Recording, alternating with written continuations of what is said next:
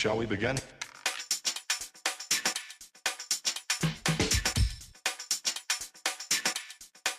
Let's begin now. Hello, and welcome back to Wicked Small Garage. My name is Scott.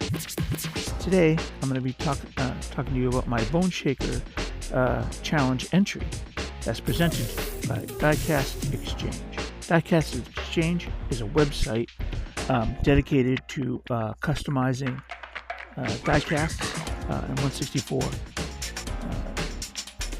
cars, and it's created by Keith.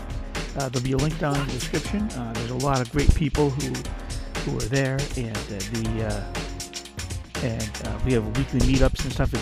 It's a very entertaining and great little community that Keith is starting to build.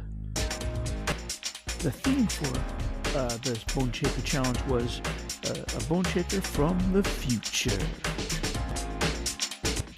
These were the two castings I was looking at picking, and I left it to my Instagram followers, and they chose the Baja Boneshaker.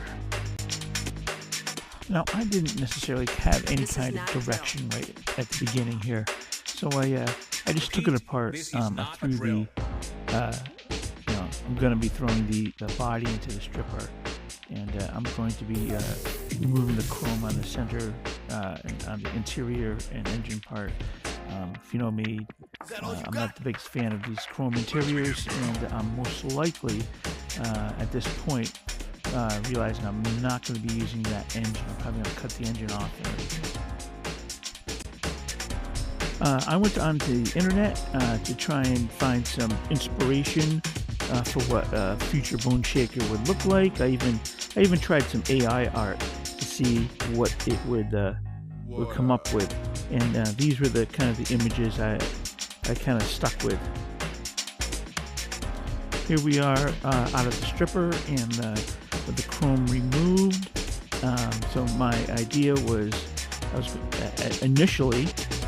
going to slam this down, something I'd never really done before. So I'm like, okay, I can push myself a bit and do something that's kind of outside of my comfort zone. So I went ahead. The posts were very long to fit through all of that body stuff. So thinking I was going to be slamming it, I cut off the posts to shorten them to make it come on down lower. Here I'm using the Jim Silva patented technique of putting tape over the outside of a body part, and I used some milliput here to fill in where the engine had been. Here I am doing a mock-up. Started the styling work, and I put on some new Sandbed wheels on here to try and get an idea for my stance. So at this point I realized I don't know if I'm going to be able to slam this down due to time constraints and ability. I've cut off the engine, and so I'm kind of going in another direction. I put some styling work on here. At this point, I think rather poorly. This was what I would consider the ass phase of the project. All projects go through a phase that they look worse before they start getting better, and this is mine. I'm going for kind of trying to get a sleek look. I put some spot putty on here, try and smooth everything out. Did this, a couple sandings, and it was really, really ugly before I started turning it around. This is with primer, my first coat of primer. I did primer sanding a couple of times to the best of my ability, and I ended up using much too high a grit of sandpaper when I did this. So let that be a lesson to you guys. Don't start up at 100 grit sandpaper. I took a long time to try and get a lot of the scratches out that I put in, going from primer to sander to primer to spot putty. So here we come up on the final shots. Here's some of the glamour shots.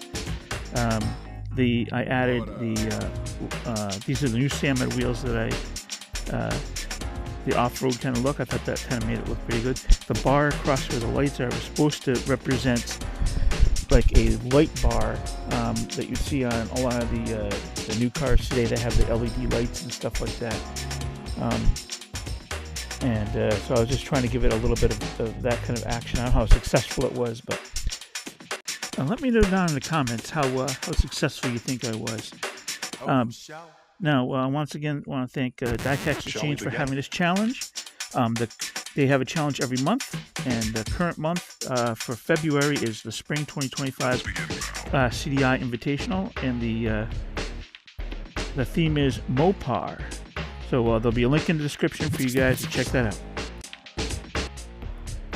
Overall, I think I'm relatively pleased with the way this came out, considering I changed directions like 3 or 4 times in the middle of the build, and this is easily the most styrene work I've ever done.